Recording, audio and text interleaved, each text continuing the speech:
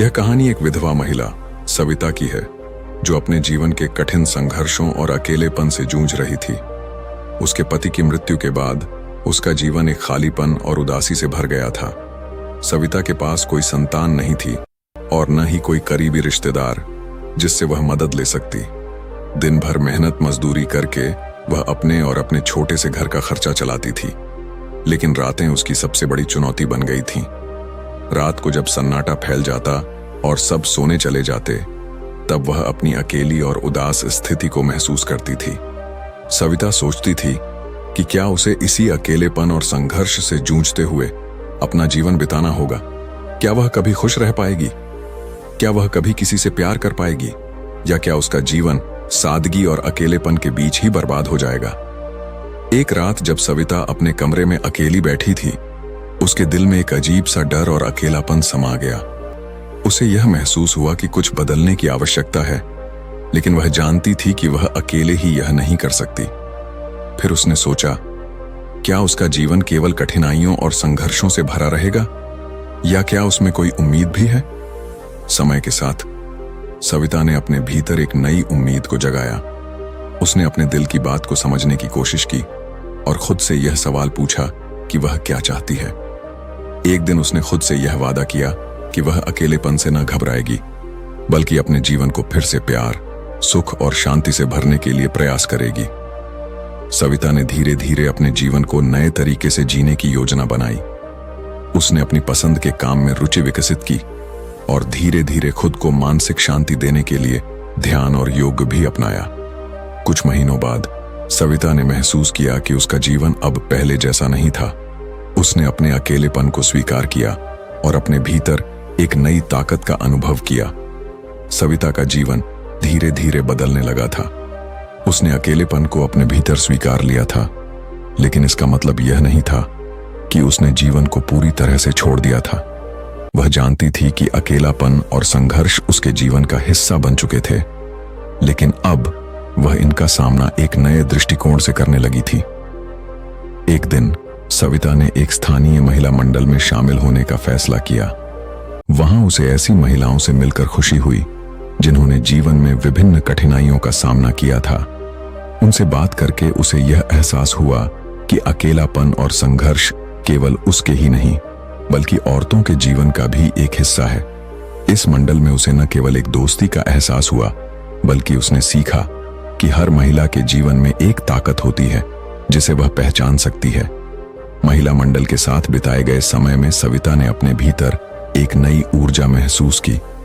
उसने सीखा कि दूसरों की मदद करने से वह खुद को भी सशक्त बना सकती है। वह अन्य महिलाओं के लिए मार्गदर्शन देने लगी और उनके साथ मिलकर कई सामाजिक कार्यों में शामिल हो गई। एक दिन मंडल की एक सभा में एक युवक राजीव, जो एक सामाजिक कार्यकर्ता था, सविता से मिला। राजीव ने सविता की आंतरिक शक्ति और संघर्ष के प्रति उसके दृष्टिकोण को देखा और उसकी सराहना की। धीरे धीरे दोनों के बीच एक मित्रता का रिश्ता विकसित हुआ। राजीव के साथ सविता की मुलाकातें और बातचीत बढ़ने लगी। राजीव ने सविता के जीवन में एक नई रोशनी डाल दी। वह सविता के संघर्षों और उसकी कोशिशों की कद्र करता था और उसे इस बात का एहसास दिलाता था कि उसके अंदर अपार सामर्थ्य है। सविता भी राजीव की बातों से प्रभावित हुई और उसे महसूस हुआ कि जीवन में कोई भी अकेला नहीं होता। कुछ समय बाद सविता और राजीव के बीच एक गहरी समझ और संबंध बन गया। दोनों ने एक दूसरे के जीवन को समझा और धीरे धीरे सविता ने अपने दिल के दरवाजे को खोल लिया।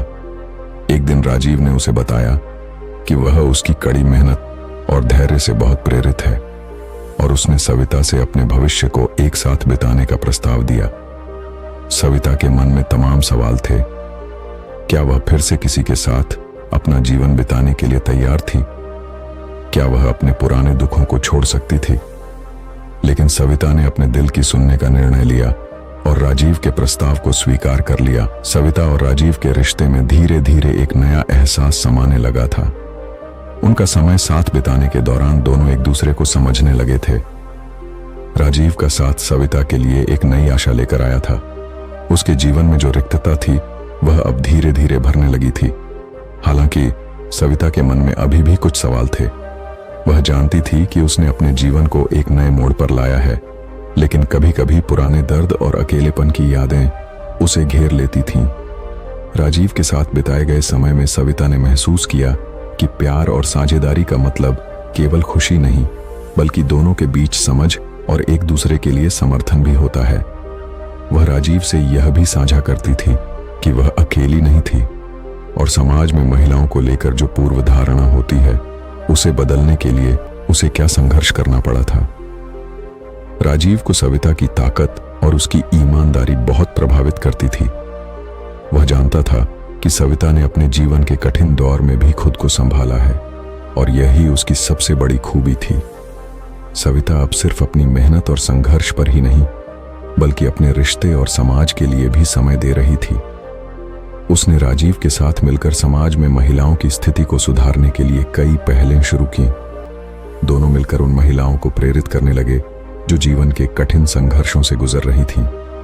सविता जानती थी कि इस तरह वह अपने अनुभवों से दूसरों को मदद कर सकती है।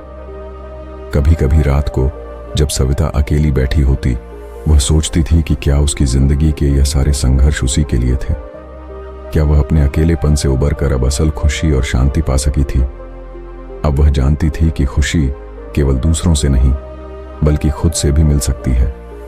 वह अब खुद को पहले से कहीं अधिक मजबूत महसूस करती थी और उसने अपनी पहचान को फिर से खोज लिया था। सविता ने अपने जीवन की यात्रा में कई उतार चढ़ाव देखे थे, लेकिन अब वह जानती थी कि जीवन कभी भी स्थिर नहीं रहता। वह अपनी चुनौतियों का सामना करती रही और साथ ही साथ अपने अंदर की शक्ति को पहचानती रही।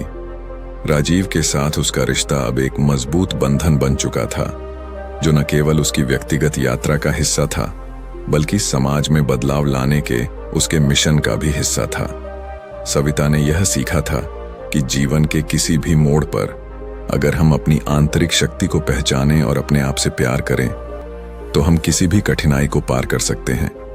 वह अब खुद को पूरी तरह से स्वतंत्र और सशक्त महसूस करती थी और एक दिन जब उसने राजीव के साथ अपने जीवन के अगले अध्याय की शुरुआत की, वह जानती थी कि इस बार उसका सफर पूरी तरह से नया होगा।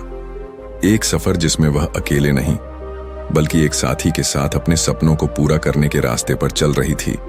सविता की कहानी अब केवल उसके संघर्ष और अकेलेपन की नहीं, बल्कि एक नई उम्मीद और संघर्ष की भी कहानी बन चुकी थी।